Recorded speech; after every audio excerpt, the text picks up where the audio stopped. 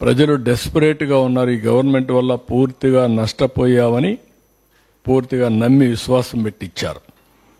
మేము వచ్చిన తర్వాత డిగ్ చేస్తూ ఉంటే మొత్తం డిపార్ట్మెంట్స్ అన్ని అనలైజ్ చేస్తే ఊహించనటువంటి నష్టం జరిగింది రాష్ట్రానికి. నేను ఆ రోజు చెప్పినదంతా ఈరోజు నీతి ఆయోగ్ కూడా కన్ఫర్మ్ చేసే పరిస్థితికి వచ్చారు.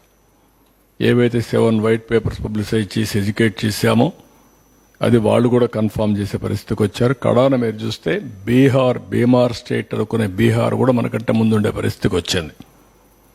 వాళ్ళకంటే వెనకాలన్నాం. ఈ పరిస్థితిలో ఏ విధంగా అప్పులు వస్తాయో కూడా ప్రజలు ఆలోచించాల్సిన అవసరం ఉంది. కానీ అస్తవ్యస్తమైన వ్యవస్థలన్నీ కూడా ఒక్కొక్కటే గట్టెక్కిచ్చాం, ఘాట్లో పెట్టాం.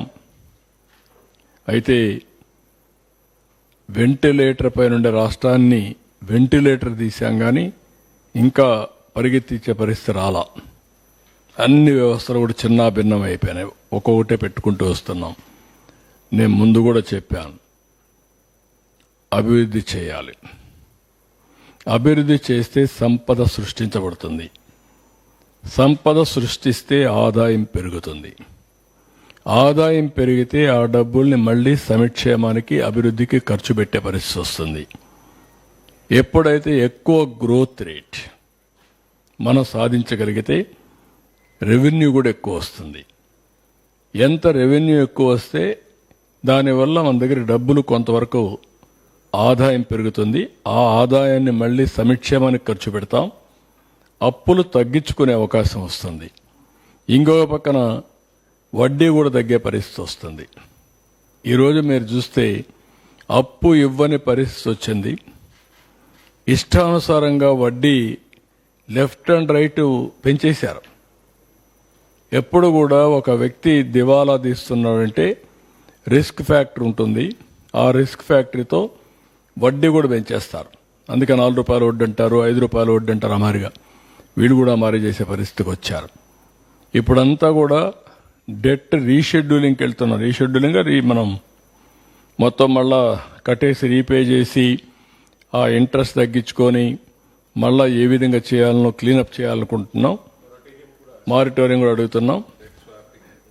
డెట్ స్వాపింగ్ అనలేం కానీ రీషెడ్యూలింగ్ అయ్యింది. నీకు స్వాపింగ్ ఎక్కడే సార్ డెట్ వాళ్ళు.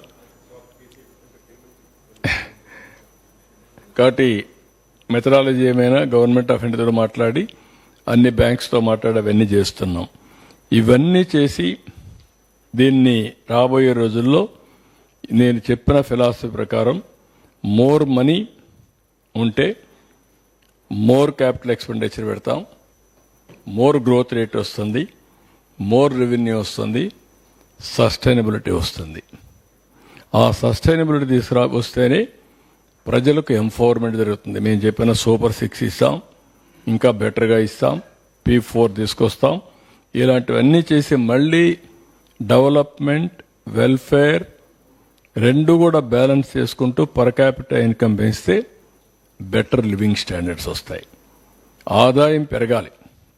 సంవత్సరం తలసరి ఆదాయం పెరగాలి, తలసరి ఖర్చు తగ్గాలి. మీరు చూస్తే ఇప్పుడు నేను చూపించలేదు కానీ ఒక స్లైడ్లో తలసరి ఆదాయం తగ్గింది, తలసరి అప్పు పెరిగింది.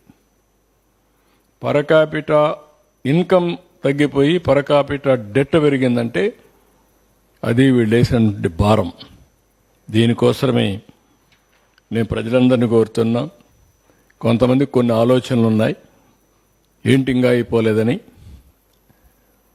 నేను ఎన్నోసార్లు చెప్పాను, 3 సార్లు ముఖ్యమంత్రిగా చూశాను, కానీ 3 సార్లు లేని ఇబ్బంది ఈసారి చూస్తున్నాను. విశ్వ ప్రయత్నాలు చేస్తున్నాను. అన్ని విధాల ఎంత పుష్ చేయాలంత పుష్ చేస్తున్నాం. కానీ ఇప్పటికి కూడా ఇంకా పూర్తిగా కంట్రోల్లోకి తెచ్చే పరిస్థితి రాలేదు. తీసుకొచ్చి దీన్ని మళ్ళీ ఘాట్లో పెట్టి ఏదైతే ప్రజలందరికీ ఒకటే కొంచెం లేట్ అవుతుంది. ఎందుకంటే మనకు ఆ ఫ్లెక్సిబిలిటీ లేదు. గవర్నమెంట్ ఆఫ్ ఇండియా కూడా ఆదుకోబడ్డారు కాబట్టి కొంతవరకు మనం వెసులుబాటు వచ్చింది. వాళ్ళు కూడా ఆదుకోకపోతే అమరావతి స్టార్ట్ అయ్యేది కాదు, పోలవరం స్టార్ట్ అయ్యేది కాదు, విశాఖపట్నం స్టీల్ ప్లాంట్ వచ్చేది రివైవ్ అయ్యేది కాదు. లేకపోతే కొంతవరకు వాళ్ళు ఇచ్చినటువంటి డబ్బులన్నీ తీసుకొచ్చి ఈ అప్పులన్నీ ఇదన్నీ కూడా మళ్ళా స్కీమ్స్ అన్ని రివైవ్ చేసి మనం ముందుకు పోతున్నాం. ఈ 4 సంవత్సరాలు జరిగిన ఫలితాలు ఈ సంవత్సరం ఆదాయం కూడా వచ్చే పరిస్థితి లేదు. రాష్ట్రానికి వచ్చే ఇన్కమ్ కూడా తగ్గిపోయే పరిస్థితికి వచ్చింది. దాన్ని కూడా స్ట్రీమ్ లైన్ చేస్తున్నాం. ఇవన్నీ స్ట్రీమ్ లైన్ చేస్తే సెట్ చేసి ఒకటే హామీ ఇస్తున్న ప్రజలందరికీ, ఈరోజు రివైవల్లో ఉన్నాం, తప్పకుండా చేస్తాం. చేసిన తర్వాత సంపద పెంచుతాం, పెరుగుతుంది. పెరిగిన సంపద వల్ల ఆదాయం పెరుగుతుంది. ఏది చేసినా ఈ బెనిఫిట్ అంతా ఈ రాష్ట్రానికే వస్తుంది, ఈ ప్రజలకే వస్తుంది. చెప్పిన హామీలను నిలబెట్టుకోవడమే కాకుండా ఇంకా మెరుగైన పాలన ఇస్తాం. అందుకే నేను పదే చెప్పాను, ఒక సుస్థిరమైన పాలన ఉండాలి, ఒక సమర్థవంతమైన పాలన ఉండాలి. 2019 తెలుగుదేశం పార్టీ గెలిచి 13.5-15% కానీ గ్రోత్ వచ్చుంటే మనకి ఇబ్బందులు వచ్చేటివి కాదు. ఆ రోజు నిర్ణయం రాష్ట్రానికి ఇబ్బంది కలిగించే పరిస్థితి వచ్చేది. ఏది ఏమైనా నేను ఇవన్నీ పదే ఎందుకు చెప్తున్నానంటే, రోజుకి నేను ఏదైతే ఆ రోజు చెప్పానో అవన్నీ అందరూ కన్ఫర్మ్ చేసే పరిస్థితికి వచ్చారు. ఈ రాష్ట్రం జగన్మోహన్ రెడ్డి గారి టైంలో సర్వనాశనం చేసేశాడు. నేను ఎన్నికలకు ముందు కొన్ని వాగ్దానాలు ఇచ్చాను. కానీ ఎన్నికల ముందు నేను ఇచ్చినటువంటి వాగ్దానాలు అప్పుడు నేనేమనుకున్నానంటే, ఇంతగా సర్వనాశనం చేశాడు నేను అనుకోలే. నేను ఊహించిన దానికన్నా కూడా ఎక్కువ నాశనం అయిపోయింది ఈ రాష్ట్రం. వ్యవస్థలన్నీ కూడా సర్వనాశనం చేసేశాడు జగన్మోహన్ రెడ్డి గారు అనేటువంటి ఒక మాట చెప్పే ప్రయత్నం చేస్తున్నాడు. అధికారంలోకి వచ్చిన దగ్గర నుంచి ఇదే పని. అసలు మనం ఒప్పుకోకపోతే ఊరికిందట్లేడు. ప్రజలు ఒప్పుకోకపోతే మీరే బెటర్ అండి, జగన్మోహన్ రెడ్డి గారు సరిగ్గా పరిపాలన చేయలేదు, నాశనం చేశాడు, అందువల్ల మీరు కూడా ఇవాళ సరిగ్గా పరిపాలన చేయలేకపోతున్నారు అని ఒప్పుకునేదాకా చంద్రబాబు నాయుడు గారు ఒప్పుకునేదట్లేరు. ముందు నేను మనవి చేస్తున్నా, అయ్యా నారా చంద్రబాబు నాయుడు గారు, మీరు అనేక వాగ్దానాలు చేశారు. ఆ వాగ్దానాలని అమలు చేస్తాను అన్నారు. జగన్మోహన్ రెడ్డి గారు చాలా స్పష్టంగా చెప్పారు, చంద్రబాబు నాయుడు గారు చేసేటటువంటి వాగ్దానాలు నెరవేర్చలేనివి, దానికి కావలసినటువంటి ఫైనాన్షియల్ సపోర్ట్ ఈ రాష్ట్రంలో లేదు, నేను 5 సంవత్సరాలు పరిపాలన చేశాను అని లెక్కల వారీగా అన్ని వివరంగా చెప్పారు. అయినా సరే నేను చేస్తాను అని చెప్పేసి చంద్రబాబు నాయుడు గారు ప్రజల్ని భ్రమింపచేశారు. ఓట్లు వేశారు. చంద్రబాబు నాయుడు గారు అధికారంలోకి వచ్చారు. కూర్చున్న దగ్గర నుంచి ఒకటే గొడవండి, జగన్మోహన్ రెడ్డి సర్వనాశనం చేశాడు, అందుకు నేను చేయలేకపోతున్నాను. అయ్యా నేను అడుగుతా ఉన్నా చంద్రబాబు నాయుడు గారు, మీరు ముఖ్యమంత్రి కాకముందు ఈ ఎన్నికల ప్రచారంలో ఏం చెప్పారంటే, మీరు అందరూ ఒకసారి గుర్తుపెట్టుకోండి, జగన్మోహన్ రెడ్డి గారు 14 లక్షల కోట్ల రూపాయలు అప్పు చేశాడు. ఇన్ని 14 లక్షల కోట్ల రూపాయలు అప్పు చేశాడని ఊదరగొట్టాడు. ఎన్నికలు అయిపోయాయి. ఆయన అదృష్టమో రాష్ట్ర ప్రజల దురదృష్టమో కూటమి ప్రభుత్వం అధికారంలోకి వచ్చింది. ఎన్నండి లెక్కలు తేల్చింది మీరు? ఎంత వచ్చాయి? 14 లక్షల కోట్ల రూపాయలు అప్పు చేశారని ప్రచారం చేస్తే లెక్కలేసి రాస్తే 6,46,537 కోట్లు తేల్చారండి ప్రభుత్వం. వారి లెక్కల ప్రకారమే. ఇంకా అవి ఇవి లేనిపోయినవన్నీ కలిపేదో 9 లక్షల కోట్లు అని చెబుతున్నారు. కానీ వాస్తవానికి 6,46,537 కోట్లు మాత్రమే జగన్మోహన్ రెడ్డి గారి కాలం వరకు జరిగినటువంటి అప్పు అని ఖచ్చితంగా బడ్జెట్ పేపర్స్లో తేల్చారు. నేను అడుగుతా ఉన్నా చంద్రబాబు నాయుడు గారు, ఇందాక ఒక మాట అన్నాడు, మేము ఊహించిన దానికన్నా కూడా ఎక్కువగా ఈ రాష్ట్రం నాశనం అయిపోయింది, మేము ఊహించలేకపోయాం, అందువల్ల ఇవాళ పథకాలన్నీ అమలు చేయలేకపోతున్నాం అనేటువంటి మాట ఆయన మాట్లాడాడు. ఏమండి, మీరు 14 లక్షల కోట్ల రూపాయలు అప్పు చేశారని ఊహించి చెప్పారే, చివరికి చూస్తే చట్టంలో దాని ప్రకారం చూస్తే కేవలం 6,46,000 కోట్ల రూపాయలు మాత్రమే ఉన్నదే. ఎక్కడండి నాకు తెలియకడుగుతాను చంద్రబాబు నాయుడు గారు, ఊహకు అందకోకుండా జరిగింది. మీరు చేసిన ప్రచారానికన్నా, మీరు ఊహించిన దానికన్నా తక్కువ అప్పులే జగన్మోహన్ రెడ్డి గారు చేశారు. అంతేకాదు, ఈ రిపోర్ట్ ప్రకారం చంద్రబాబు నాయుడు గారు ఏమంటారంటే 2022-23 క్యాపిటల్ ఎక్స్పెండిచర్ జగన్మోహన్ రెడ్డి గారు చేసింది 7,244 కోట్లు. బారోయింగ్ ఎంత? 67,987.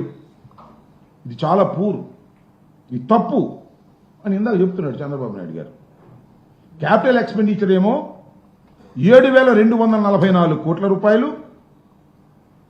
బారోయింగ్ ఏమో 67,985 కోట్ల రూపాయలు బారోయింగ్ చేశారు. క్యాపిటల్ ఎక్స్పెండిచర్ ఇదే కట్ చేశారు జగన్మోహన్ రెడ్డి గారు. ఇది తప్పు, ఇలా చేయటం అన్యాయం, అక్రమం అని చెబుతున్నాడు. నేను అడుగుతా ఉన్నా చంద్రబాబు నాయుడు గారిని సూటిగా సమాధానం. ఎందుకంటే చంద్రబాబు నాయుడు గారు అంత అనుభవం లేదు, ఆయన అంత మేధావిని కాదు, ఆయనలాగా కథలు చెప్పలేను. కానీ నేను అడుగుతా ఉన్నా, 2024-25 చంద్రబాబు నాయుడు గారు అధికారంలోకి వచ్చి కూర్చున్నాడు. ఆయన బారోయింగ్ ఎంతో తెలుసా? అక్కడ మా బారోయింగ్ 67,985 కోట్ల రూపాయలు అయితే ఆయన బారోయింగ్ 73,685 కోట్ల రూపాయలు బారోయింగ్ చేశాడు చంద్రబాబు నాయుడు గారు మొదటి సంవత్సరంలోనే. క్యాపిటల్ ఎక్స్పెండిచర్ ఎంతో తెలుసా?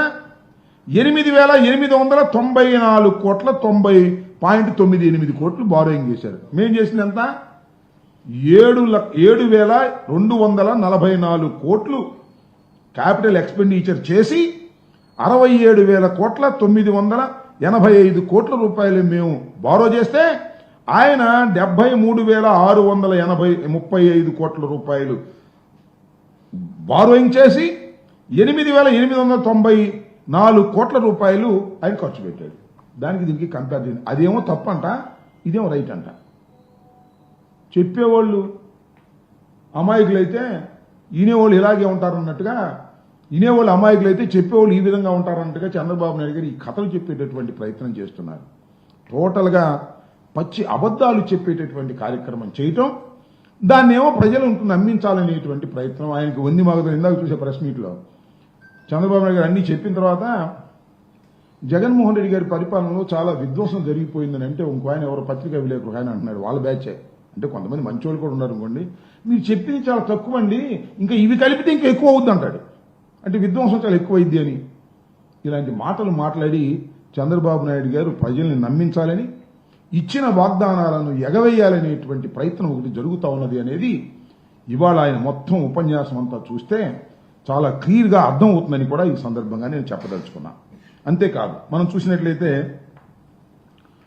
చంద్రబాబు నాయుడు గారు ఈ మధ్యన దావోస్ వెళ్ళారు కదా, దావోస్ వెళ్ళారు, తిరిగి వచ్చేసారు. ఒకళ్ళుగా వెళ్ళింది వాళ్ళ అబ్బాయి ఇండస్ట్రీస్ మినిస్టరు, మళ్ళా నాయుడు గారు కేంద్ర మంత్రి గారు, వంది మాగదు అందరూ కలిసి దావోస్ వెళ్ళారు. దావోస్ వెళ్ళంగానే చంద్రబాబు నాయుడు గారు చాలా సీనియర్ మోస్ట్, ఇండస్ట్రీలు అందరికీ కూడా పరిచయాలు ఉన్నాయి, ఆయన అద్భుతమైనటువంటి పెట్టుబడులు తీసుకొచ్చేస్తారు రాష్ట్రానికి అనేటువంటి ఒక ప్రచారం చేసుకున్నారు. వాళ్ళ పేపర్లు ప్రచారం చేసుకున్నారు. చివరికి 2 చేతులు ఊగించుకుంటూ వచ్చారండి.